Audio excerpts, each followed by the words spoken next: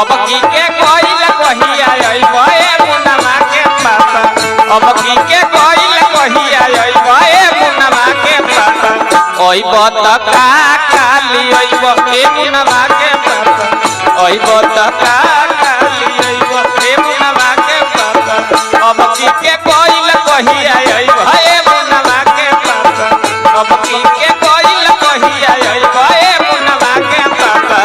अइब त का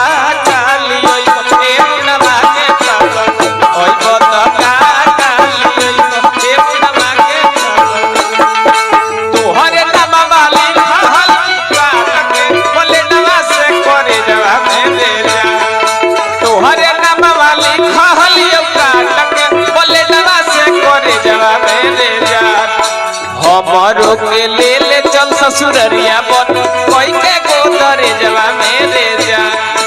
हमरो के ले ले चल ससुररिया बन कोई के गोदरे जवा मेरे जा छोड़ के ते जाइबे ससुररिया गोली मारी ले हो भेजवा मेरे जा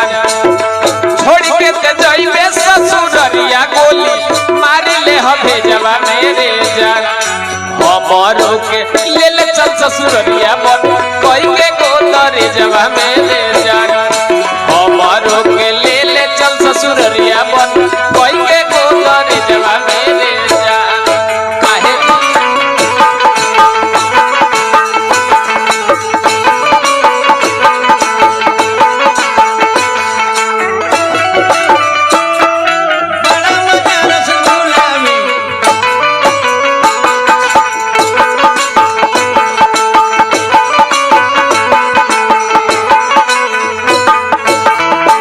मान्य श्री अनिल कुमार यादव जी महुआरी 51 पुरस्कार देनी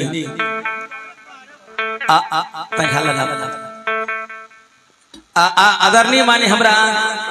श्री रूबी जी अपने दादी के आत्मा के शांति के साड़ी वस्त्र 100 रुपए के पुरस्कार तनी खड़ा रही 50 भोर पगल इंदल जी अविदेश जी अपने नानी का आत्मा के शांति के 50 पे पुरस्कार दिला बनी हार्दिक अभिनंदन पर है नहीं ना जादू जी इनकरा के पहनाएम का हां चाचा पहना दी उनके के पहना दी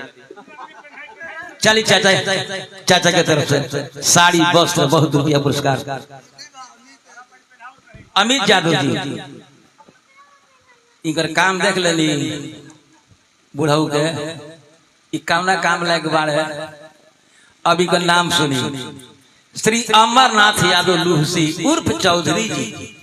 70 वर्ष की उम्र हो गई डॉक्टर साहब तो 70 वर्ष की उम्र में जब इनकर आज ई डिजाइन बा ए उम्र में तो अंदाज लगाई कि आज के उम्र के काम के हिसाब से लइकाई में कामना डिजाइन के लइका हो अरे लइकाई में बड़ी भारी छुछुनर रहले